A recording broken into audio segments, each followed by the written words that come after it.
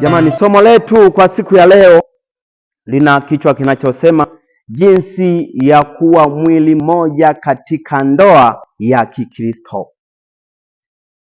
Jinsi ya kuwa mwili mmoja katika ndoa ya Kikristo. Jinsi ya kuwa mwili mmoja katika ndoa ya Kikristo. Unaweza ukaona jiuliza kuna ndoa ya Kikristo na aje? Zipo za kipagani pia ndugu yangu. Lakini leo tutajifunza jinsi ya kuwa pamoja katika ndoa ya Kikristo.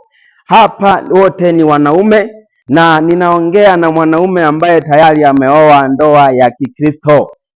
Mimi naamini hakuna aliyekwapua hapa. Wote wameenda madhabahuni na wote wamewekewa mikono na kubarikiwa kama mume na mke kwa maana ya kuendeleza kusudi la Mungu. Kama tulivyosoma ile Mwanzo 2 na ule mstari wa 24, maandiko matakatifu yanatueleza ya kwamba kwa hiyo mwanamume atamwacha baba yake na mama yake, naye ataambatana na mkewe, nao watakuwa mwili mmoja. Hapo ndo somo letu linatoka katika kitabu hicho. Kwa sasa, jinsi gani unaweza kuwa mwili mmoja mume na mke?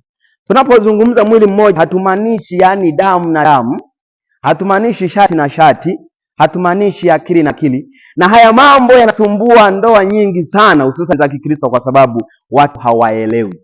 Kuoa sio tu kwamba ndio unakuwa mwili mmoja. Unaweza ukaishi na mke ndani lakini sio mwili mmoja.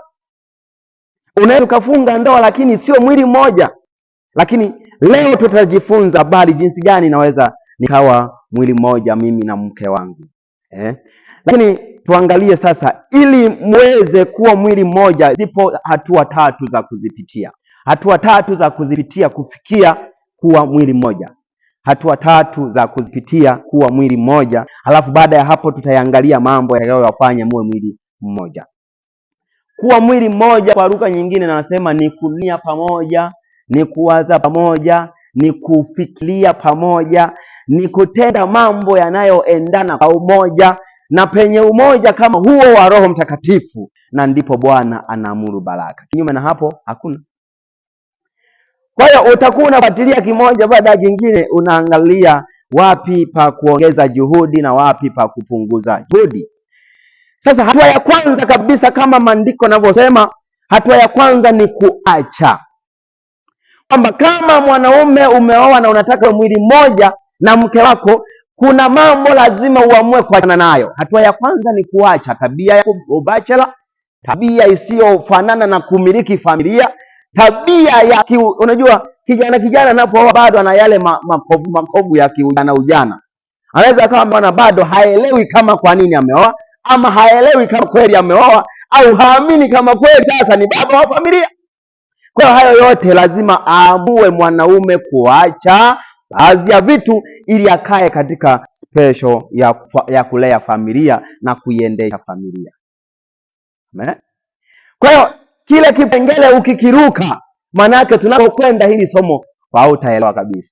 Kwa hatua ya kwanza, ili sasa ni tunakwenda kuangalia jinsi ya kuwa mwili mmoja, lazima cha kwanza, hatua ya kwanza, stage ya kwanza, lazima uache baadhi ya vitu visivyofaa kuendesha familia. Kuacha. Kuna wakati ulikuwa unasikiliza sana wazazi, ili tafikia wakati usikilize Mungu sana na Roho Mtakatifu juu yako anavyosema. Ndoa nyingi, nimekutana ndoa moja hivi iliharibika kwa sababu yule mwanaume alikuwa anamsikiliza sana mama yake. Na yule mwanaume alikuwa ni last born. Unajua kina last born sometimes yani wana changamoto kidogo wachache sana, lakini asilimia kubwa yani wanakuaga, lakini anaona kana kwamba hajakuwa, si ndio? Tuoni na first ya watu wa juu kule, lakini last born. Kwa hiyo alikuwa anamsikiliza mama yake kiasi kwamba mpaka anamuona mke wake hana nafasi tena. Akawa anamwambia bahati mbaya sasa shetani alipoingilia kati wakachelewa kupata mtoto. Lakini mwanamke yule mama mkwe akawa anamposti mama tuseme mkwewe, si ndio? Mwinga ukiswahili si ndio hivyo. Akawa anamwambia kwenye WhatsApp, anamwambia unamaliza fedha za mwanangu kwanza kuzaa huzai. Yalikuwa maumivu makali sana kwa mwanamke. Kwa nini? Shida ilikuwa kwamba mwanaume alikuwa hajaamua kuacha baadhi ya vitu vya kiujana, vya kiutoto ili aweze kukaa kiutu zima na kulea familia. Kwa hiyo hatua ya kwanza. Hatua ya pili, ili tuweze kufikia mwili moja ni kuambatana. Yaani mnaambatana, mnafatana kama tunavyoambatana sisi na Yesu ili atusogeze mbele. Kwa hiyo hatuwezi kufikia kuwa mwili moja mume na mke kabla hatujaamua kufanyaje? Kuingia hatua ya pili ya kuambatana hawa watu wawili. Kwa hiyo kingine lazima tuambatane. Kuambatana ni kupatana, kuambatana ni kuendana. Watu wawili wasipofanana ama ndege wafananao ndio wanaokaa pamoja. Maana yake unaamua kufanana na uliyemchagua kuwa mke wa maisha. Jamani, walokole ama Wakristo walio hai tuna mke mmoja. Na ukioa mara moja umeoa mara moja. Hapo tena kwamba nitakuja kuoa labda afe. Sasa hafi leo. Inabidi azeeke muda mingi sasa na wewe utakuwa umeshaisha. Kwa hiyo inabidi tu kaze mkanda, ufunge mkanda tusonge mbele. Maana naambiaga vijana nani akitaka kuoa inabidi ajipange kweli kweli. Sio tu kabinti kamekuja hapa kamejitambulisha. Sija moto. Baada hapo nimepata maono. Na uje ukaisha. Hamna kwamba nitakuja nirudie tena. Hakuna hiyo. Nimeshatoka. Hatua ya tatu ndio yenyewe sasa ya mwili mmoja. Hatua tatu hizi ziwe sahihi. Yaani hatua ya kwanza unaacha baadhi ya vitu visivyofaa, unaacha baadhi ya vitu ambavyo havijengi familia, unaacha baadhi ya tabia ambazo za bachelor. Unaacha tabia ambazo unajua bachelor ni kwamba anajifikiria yeye tu. Yaani ukipika ugali robo unajifikiria tumbo lako tu. Sasa tabia zile ziondoke, halafu ufikirie ukipata 200 umfikirie na kwamba kuna mwenzako. Ukipata buku ufikirie hii buku lazima niigawe na mama apate na watoto wapate. Hizo ndo tabia zinaanza kuchange, zinaanza kubadilika. Na baada ya hapo hatua ya mwisho na ya tatu ambayo naisema sasa ndo mwili mmoja sasa. Ukiruka hatua moja hapa ndoa kila siku tutakuwa tunasuluhisha hapa. Kwa nini? Kwa sababu mmoja umeruka hatua hizi. Huwezi ukasema nataka niwe mwili mmoja afu umeruka umeruka kuambatana. Haiwezekani, haiwezi kaenda hiyo. Kwa hiyo itakuwa ni ndoa ya migogoro na umeambiwa hivi. Mwanamke ana uwezo wa kuzuia maombi ya mwanaume. Taenda kusoma Petro kule.